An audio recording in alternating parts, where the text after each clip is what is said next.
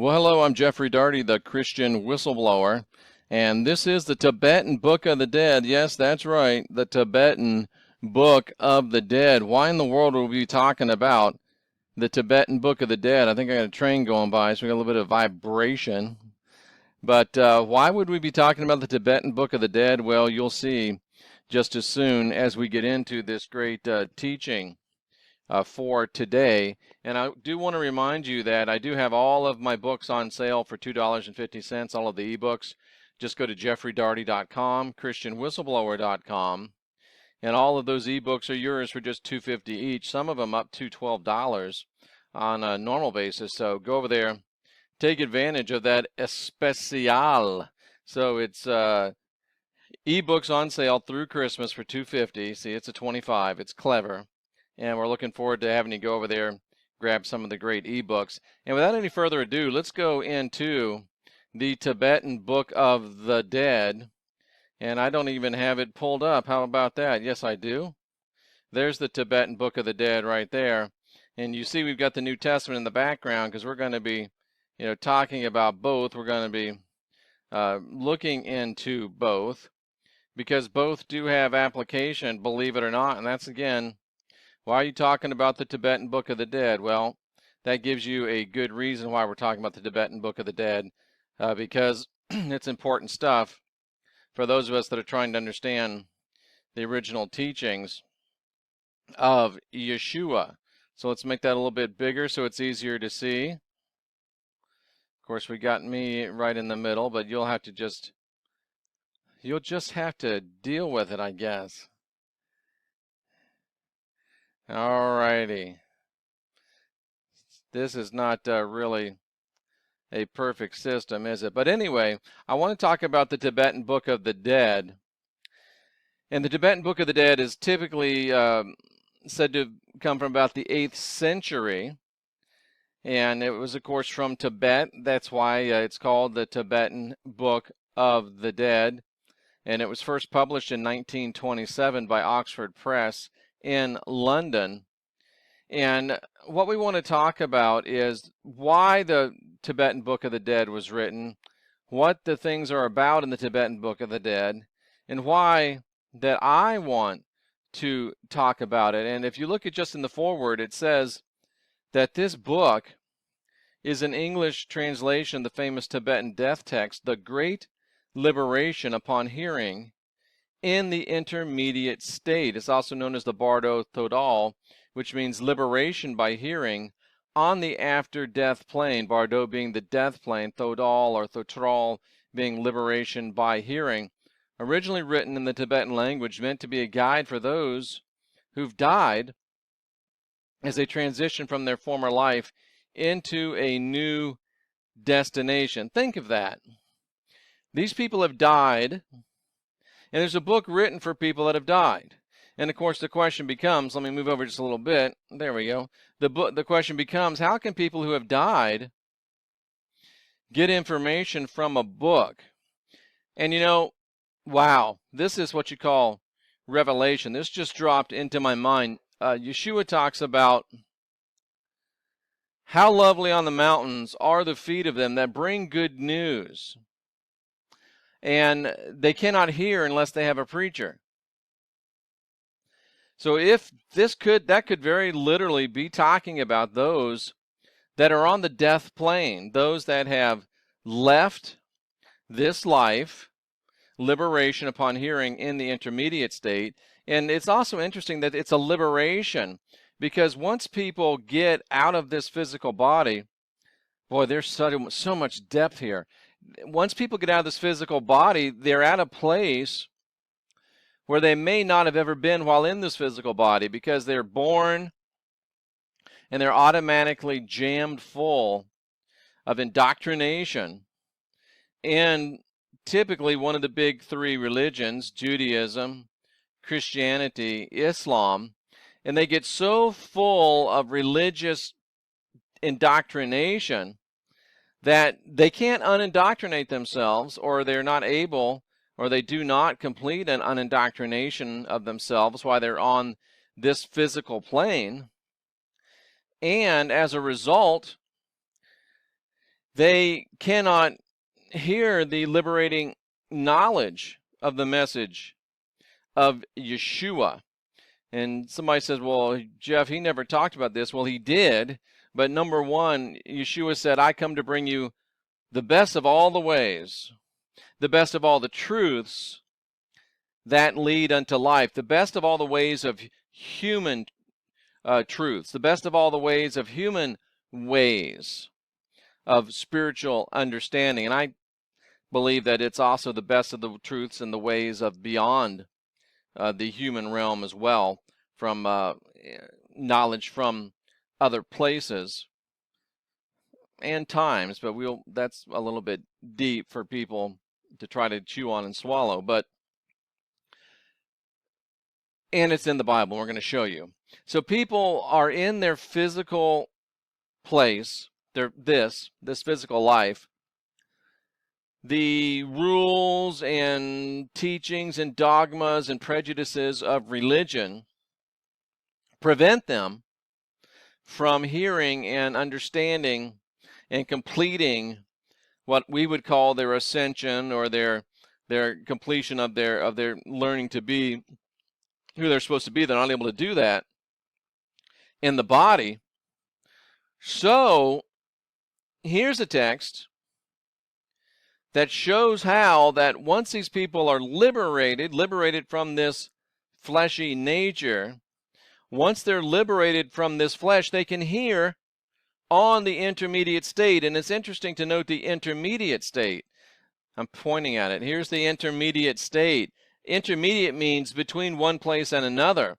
And it's always been my firm conviction, and even 35 years into my work of study, over 100,000 hours in biblical study.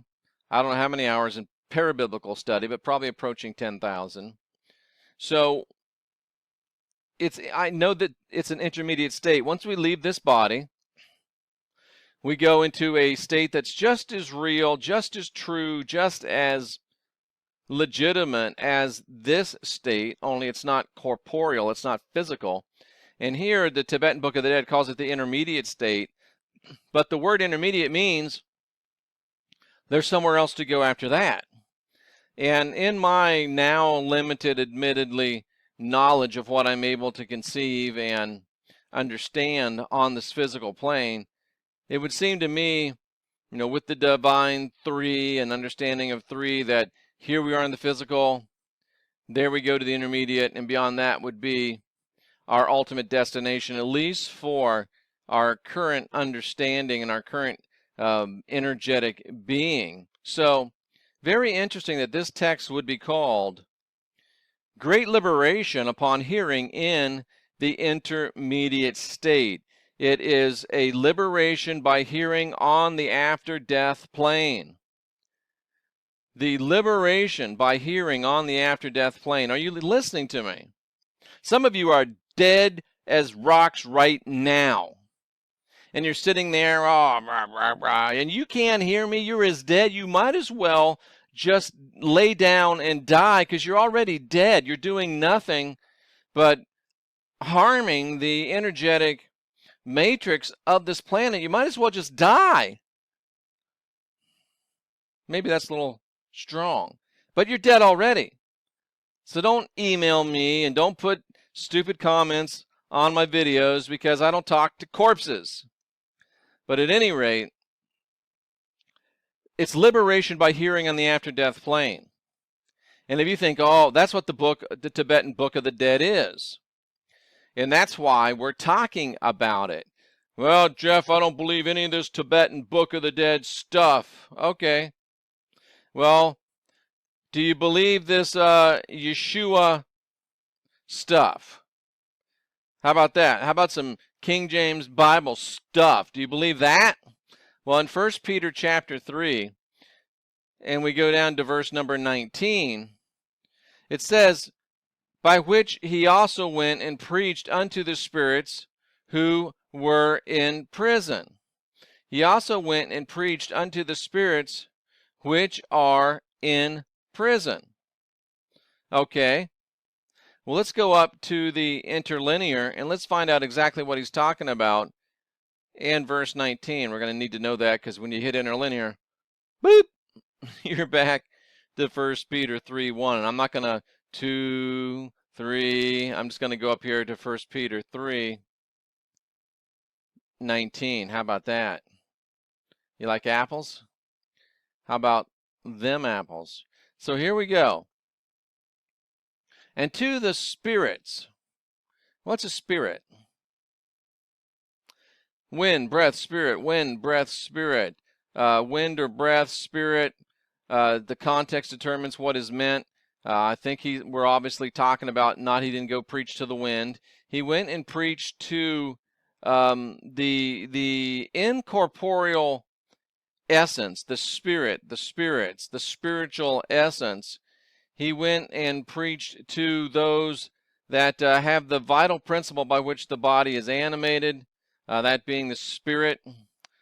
He went and preached to, you see, all of this is depth right here. You get all into this. See, he went and preached to a spirit, the simple essence, devoid of all or at least all grosser matter, possessing the power of knowing, desiring, deciding, and acting. That's what YESHUA was talking about. That's who he went and preached to. And do you realize why most of you have no freaking clue about this stuff? Because look how deep we had to go in the Spirit. Most of you are now I lay me down to sleep type of Bible people. Most of you are Sunday school. No, most of you just go to church one time, and that's it. Only the people that are studying and digging, because look at this. Here's what he's really talking about. The Spirit, the simple essence, devoid of all, or at least all grosser matter. Again, in the after-death plane. But look how deep we had to go. Look how deep we had to study. Look at that. We had to study all the way down through all of this to arrive at truth and reality. See, that's what unindoctrinate yourself is all about.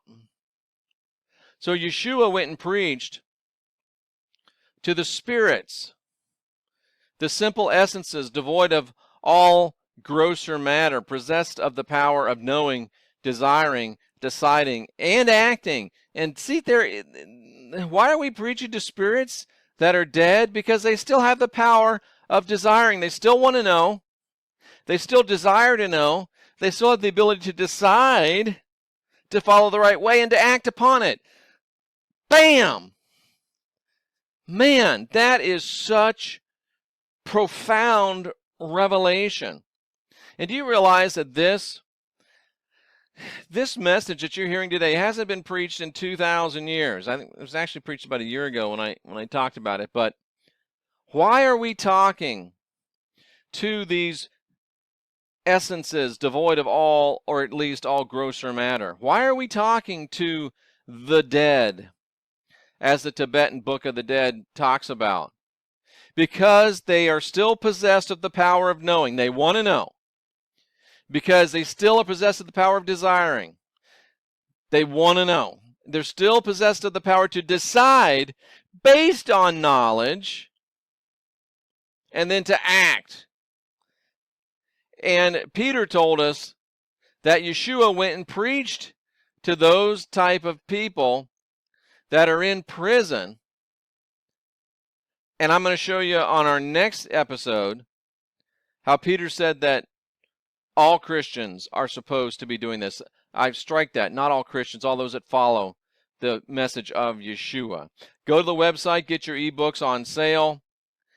Come back and hear more of this great teaching. Go to my website, jeffreydarty.com, so you can follow all of the great teachings we're doing. We're here so you can unindoctrinate yourself.